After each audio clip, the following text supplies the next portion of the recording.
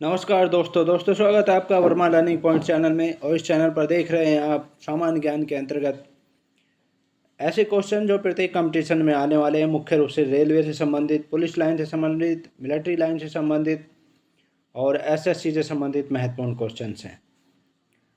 तो चलिए शुरू करते हैं। देखिए क्वेश्चन नंबर 1, गांधी जी ने सविनय अवज्ञा आंदोलन किस प्रकार प्रारंभ किया? गांधी जी ने सविनय अवज्ञा आंदोलन किस प्रकार प्रारंभ किया था? ये ऑप्शन ए सरकारी शक्ति को घटाना, ऑप्शन बी आम जन को आर्थिक राहत देना, ऑप्शन सी भारत के लिए पूर्ण स्वराज, ऑप्शन डी नमक कानून को तोड़कर। तो जो करेक्ट आंसर है वो है नमक कानून को तोड़कर सविनय अवज्ञा आंदोलन प्रारंभ किया था महात्मा गांधी जी ने। और डिटेल देख लेते हैं इसके बारे में। देखिए इंपॉर्टेंट पॉइंट देखिए, कांग्रेस के लाहौर अधिवेशन में गांधी जी को ब्रिटिश सरकार मुख्य वार्ताकार नियुक्त किया था। कांग्रेस के लाहौर अधिवेशन में गांधी जी को जो है ब्रिटिश सरकार से मुख्य वार्ताकार नियुक्त किया गया था। और गांधी जी ने 11 सूत्रीय मांग लॉर्ड इरविन के पास रखी थी। 11 सूत्रीय मांग रखी थी लॉर्ड इरविन के पास गांधी जी ने।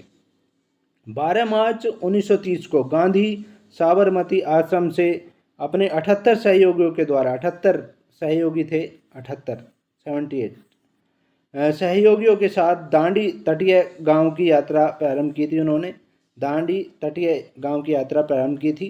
साबरमती आश्रम अहमदाबाद में है। और 5 अप्रैल 1930 को गांधी जी दांडी पहुंचे थे। 5 अप्रैल 1930 को गांधी जी दांडी पहुंचे थे, यानी वो 12 मार्च 1930 को चले थे और 5 अप्रैल 1930 को वो दांडी पहुंचे थे। 6 अप्रैल 1930 को उन्होंने नमक कानून तोड़कर सविनय अवज्ञा आंदोलन प्रारंभ किया था, यानी अगले दिन ही, पहुंचने के अगले दिन उन्होंने नमक कानून तोड़ा और सविनय अवज्ञा आंदोलन प्रारंभ किया। सविनय अवज्ञा आंदोलन में महिलाओं की सहभागिता उल्लेखनीय थी, सबसे ज़्यादा महिलाएं थी। नेक्स्ट क्वेश्चन देखिए, खगोलीय इकाई किसकी मध्य औसत दूरी है? खगोलीय इकाई जो है वो किसकी मध्य औसत दूरी है?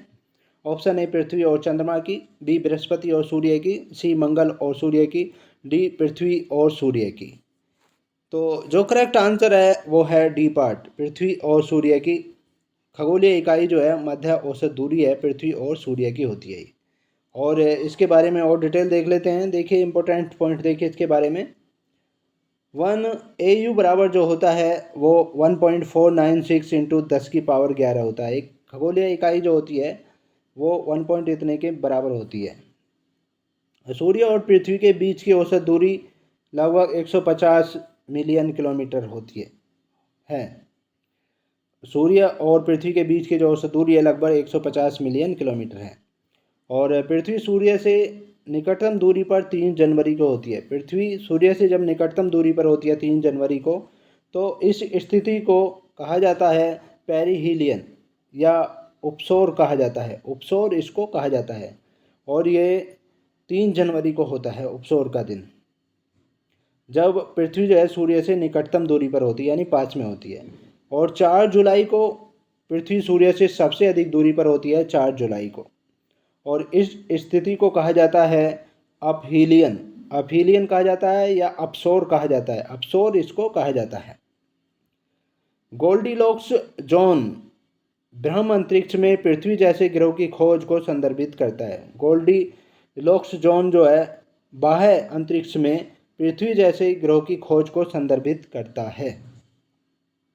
नेक्स्ट क्वेश्चन देखिए, पृथ्वी की सतह पर मौसम में बदलाव के लिए जिम्मेदार कारकों की पहचान कीजिए। पृथ्वी की सतह पर मौसम में बदलाव के लिए जिम्मेदार कारकों की पहचान कीजिए।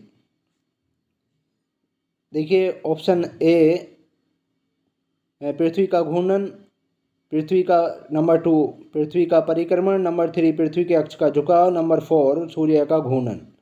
तो इसके जो ऑप्शन दिए हुए हैं 2 और 3 करेक्ट है, या ऑप्शन बी में 1 और 2 करेक्ट हैं, या सी में 1, 2 और 4 सही हैं, या डी में 1 और 4 सही हैं। तो जो करेक्ट आंसर है वो है ए पार्ट, 2 और 3 पार्ट सही हैं। 2 और 3 पार्ट सही हैं, यानी पृथ्वी का परिक्रमण और पृथ्वी के अक्ष का झुकाव ये मौसम में बदलाव के लिए कारक हैं। और इसके बारे में डिटेल जान लेते हैं। इंपॉर्टेंट पॉइंट देखिए, पृथ्वी सतह पर मौसम के बदलाव के लिए 5 प्रमुख कारक उत्तरदायी होते हैं। 5 प्रमुख कारक उत्तरदायी होते हैं। एक तो पृथ्वी का अपने अक्ष पर झुकाव, दूसरा सौर प्रकाश, सूर्य का प्रकाश, तीसरा वायु प्रवाह की प्रवृत्ति, वायु किस तरफ चल रही है उसकी प्रवृत्ति, और वैश्विक तापमान और पृथ्वी तल से ऊंचाई। ये पांचों मौसम के बदलाव के लिए महत्वपूर्ण कारक हैं। और अपने परिक्रमा पथ में पृथ्वी लगभग 30 किलोमीटर एक सेकंड में माध्य वेग से सूर्य का चक्कर लगाती है। अपने परिक्रमा पथ में पृथ्वी जो है 30 किलोमीटर एक सेकंड में 30 किलोमीटर चलती है और ये सूर्य का चक्कर लगाती है। भूपर्पटी के बहुतायत में पाए जाने वाला रासायनिक तत्व ऑक्सीजन है। सबसे अधिक भूपर्पटी में पाए जाने वाला रासायनिक तत्व जो है ऑक्सीजन है, वो 96.71% है। 96.71% है। तो ये थे जीके संबंधित महत्वपूर्ण क्वेश्चंस। इसके नेक्स्ट पार्ट में आपसे फिर मुलाकात होगी। तब तक के लिए शुक्रिया। Thanks so much.